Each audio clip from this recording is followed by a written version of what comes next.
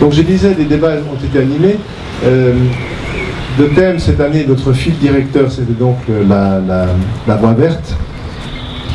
Et sans plus attendre, je vous annonce le 3e prix qui est décerné à Nathalie Adjé, Marjolaine Morel, Laura Schneider et Julien Verdesi. Le nom du projet, là, je ne l'ai pas. Vous l'avez là? Troisième prix, si vous voulez bien venir. Le 3e prix, c'était Zimeza Merin Village, Merin Maï.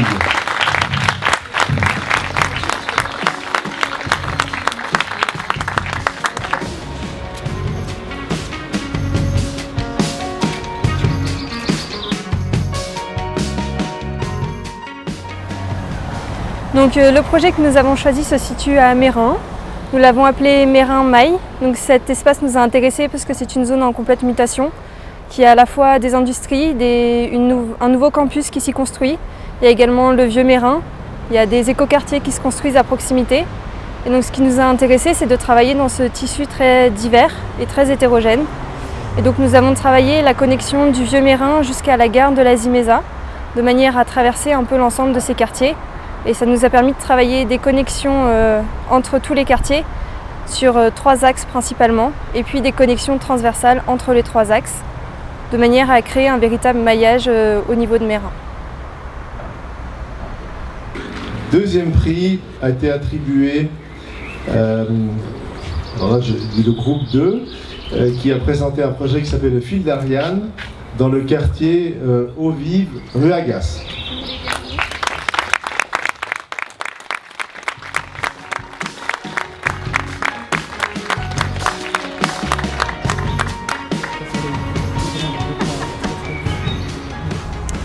Donc nous, au niveau du projet, on a essayé de se concentrer sur une assez grande séquence pour analyser au niveau du site l'espace qui était le plus intéressant à travailler le long de cette voie verte. Donc on a repéré cet espace qui se situe entre la gare des Eaux-Vives et le square Weber. Donc c'était un espace qui était plutôt délaissé et qui était en pleine mutation du fait du renouvellement de la gare des Eaux-Vives.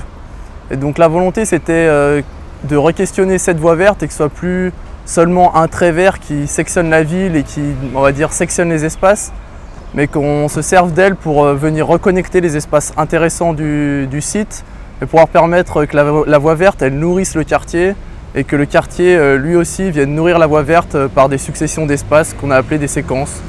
Et d'où la voie verte deviendrait ce fil d'Ariane dans le tissu urbain qui était plutôt dense à cet endroit de la ville.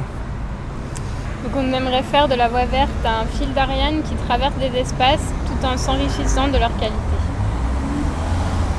Et enfin, le 1er prix a été attribué au projet Le Clos de la Fonderie à Carouge.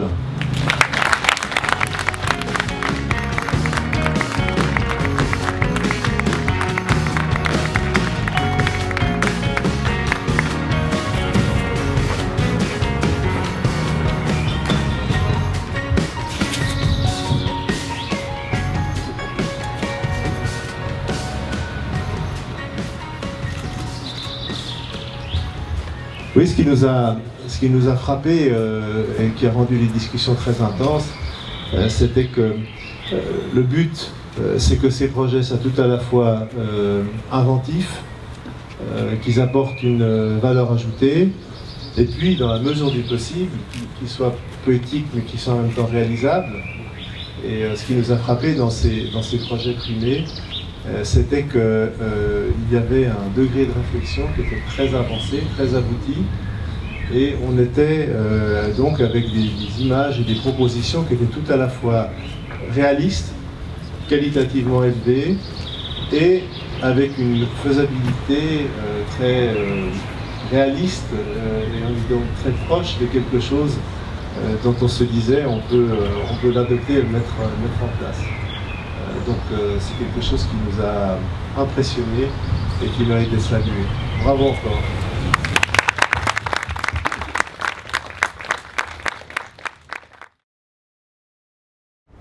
Donc suite au thème de la voie verte d'agglomération et du thème des playgrounds, nous sommes attaché au site du Clos de la Fonderie qui se trouve à proximité de Carouge, donc notamment du vieux Carouge. Ça se trouve le long de la voie verte d'agglomération. Donc c'est un quartier artisanal qui est en mutation actuellement, avec notamment des bureaux de graphistes ou d'architectes qui commencent à utiliser ces anciens bâtiments de l'artisanat. Donc le concept de base a été de proposer une réaffectation des bâtiments. Donc il y a eu un travail de relever des rez-de-chaussée pour justement définir toutes ces activités qui pourraient changer par la suite. Et ensuite de définir donc un axe interne au quartier qui pourrait proposer une circulation piétonne principalement, de mobilité douce plus générale, afin de traverser ce quartier et de venir marquer des arrêts, notamment avec des jardins thérapeutiques qui se lieront aux activités médicales des bâtiments à l'entrée de ce quartier, ou encore artistiques avec des anciens ateliers qui pourraient devenir ateliers d'artistes justement avec des expositions temporaires ou autres. Donc proposer des nouvelles activités pour un quartier qui est en demande finalement, qui est vraiment en devenir, et travailler sur donc l'eau, d'où le Clos de la Fonderie, par la présence d'un ancien canal qui a vraiment guidé notre travail au long de ce semestre, et notamment avec une récupération des eaux qui se fait avec des dépressions d'un revêtement qui est assez modulable, avec un rappel de l'eau le plus présent possible, le plus possible au fil de cette circulation interne, notamment avec des bassins ou simplement un fil d'eau, afin de récolter ces eaux et de rattacher le thème du playground à cette eau, avec notamment des jeux qui pourront venir avec des jeux de pompe ou simplement en forme de pataugeoire, venir agrémenter ce quartier. Et pour finir, le côté qui répondra plus à la part du logement, avec des noues paysagères qui viendront alimenter des jardins familiaux.